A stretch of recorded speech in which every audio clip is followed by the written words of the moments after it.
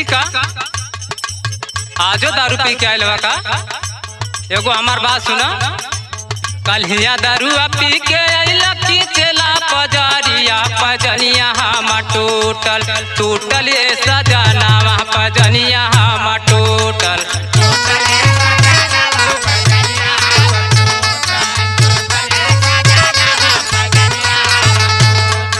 कल हिया दारू पी के आयल खींचला पजरिया पजनिया हम टूटल टूटल ये सजनावा पजनिया हम टूटल।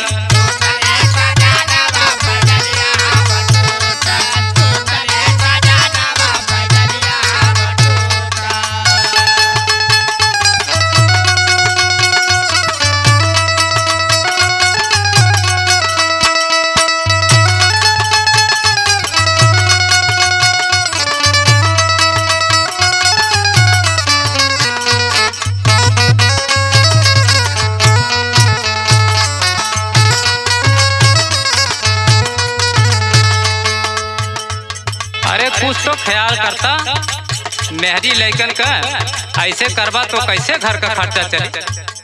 सुना गाड़ी बेचला गहना बेचला बेचला क्वार धानिया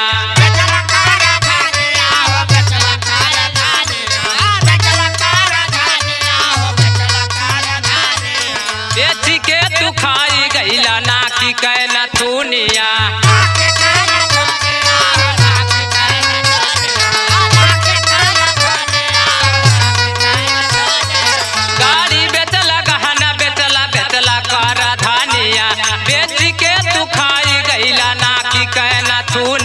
करम हमर फूटल करम हमर फूटल फूटल ये सजनावा करम हमर फूटल।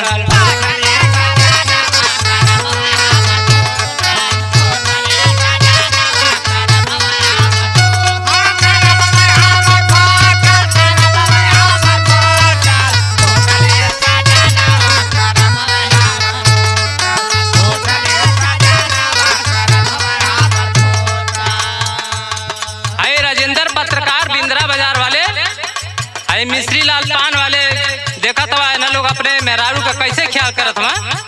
तू एक आवा जवन की रोज दारुए पी के खाली घरे आवाला। सुना नहीं हरे पर रहली हा माया पने दुलारी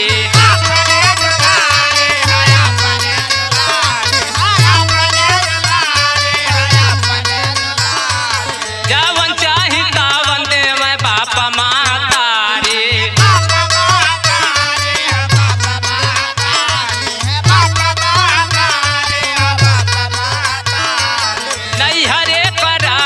हम अपने दुलारे जवन चाही तहवन दे मैं बाप मातारे। बदनिया हम टूटल बदनिया हम टूटल टूटल ये सजनावा बदनिया हम टूटल।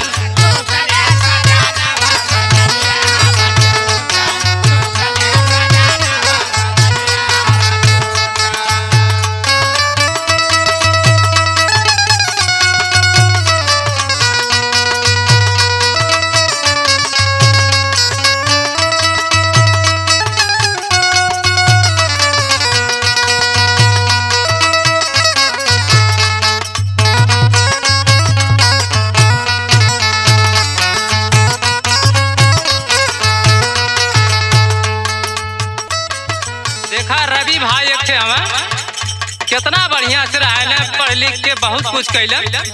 तू एक थे हवा तन को ख्याल ना करता हमरो। सुना दीपक बेदर्दी हुई है कैसे गुजारा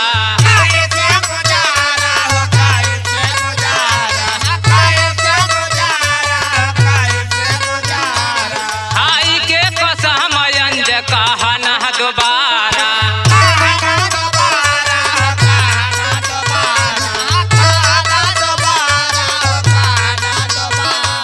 दीपक बेदर्दी हुई है कैसे गुजारा